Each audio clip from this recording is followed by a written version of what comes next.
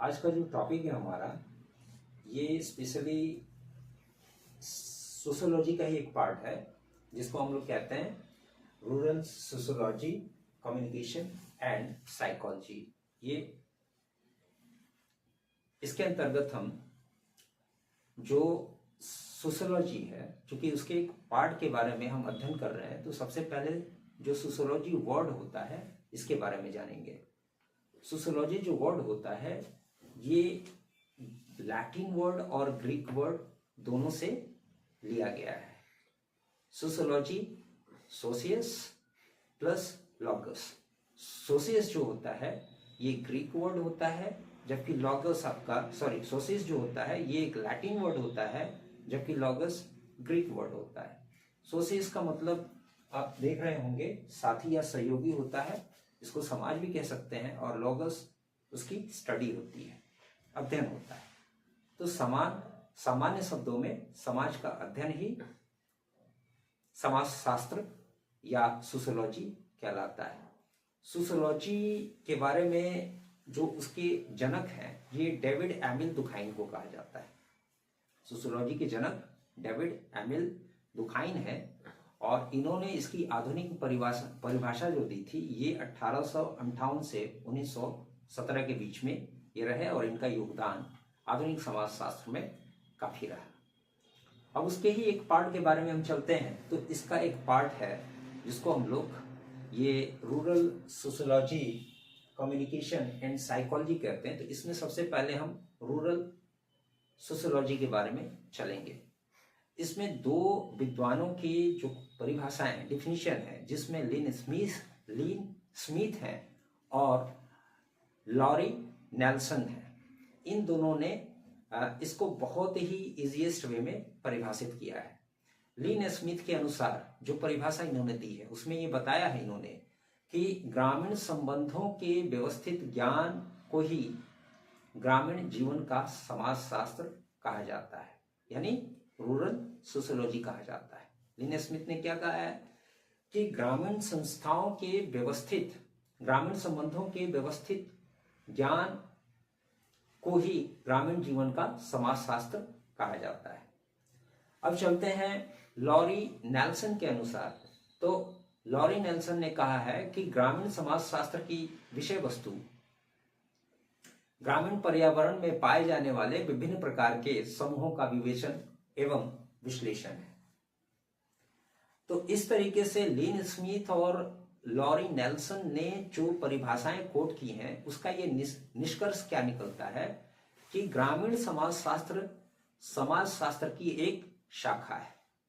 दूसरा इसका निष्कर्ष निकलता है कि इसमें ग्रामीण स्तर के सभी समूहों का अध्ययन सम्मिलित किया जाता है।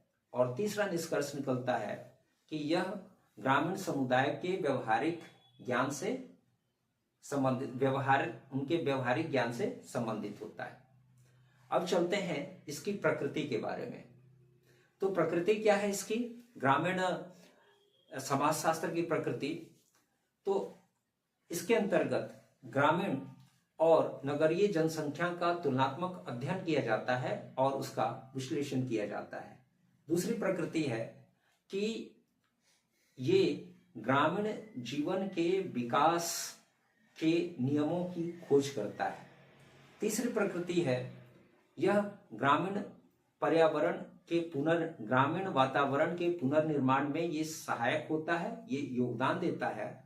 चौथी इसकी प्रवृत्ति है कि ये ग्रामीण संस्कृति और परंपरा को सुरक्षित रखने में सहायता करता है। अब चलते हैं इसके क्षेत्र की तरफ। तो क्षेत्र में ग्रामीण समाज की संरचना, उसके कार्य और विकास के प्रवृत्तियों का अध्ययन इसके क्षेत्र में आते हैं। इसके अलावा ग्रामीण और शहरी समाज के नियम और सिद्धांतों की रचना करना भी इसके क्षेत्र के अंतर्गत आता है।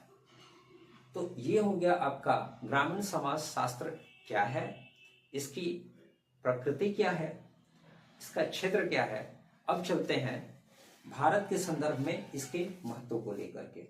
भारत के संदर्भ में इसका महत्व क्या है? जैसा कि हम जानते हैं कि हमारी जो अर्थव्यवस्था है, हमारी अर्थव्यवस्था में भी ग्रामीण समाज के अध्ययन का महत्वपूर्ण योगदान है, क्योंकि मोर देन 65% लोग ऐसे हैं जो कि गांव में निवास करते हैं। तो इस दृष्टि को देखते हुए ये हमारे ग्रामीण जनसंख्या का अगर जीवन स्तर बढ़ता है तो निश्चित है कि देश का विकास होता है। तो ऐसे में ग्रामीण समाज के समस्याओं का अध्ययन करने में भारत के संदर्भ में ये सहायता करता है। कौन सा? तो जो आपका ग्रामीण समाज शास्त्र है वो। दूसरी चीज, सरकार जो विभिन्न प्रकार के, यहाँ की भारत सरकार जो विभिन्न प्रकार की जन कल्याणकारी योजनाएं बनाती है, उन योजनाओं को लागू करने में और उसे बनाने में ये ग्रामीण समाजशास्त्र सहायता करता है। तीसरा जो इसका महत्व है वो है क्या? तो ग्रामीण समाज के विकास और प्रगति में ये सहायता करता है। और चौथा है कि सामुदायिक विकास की प्रगति को ये बढ़ावा देता है।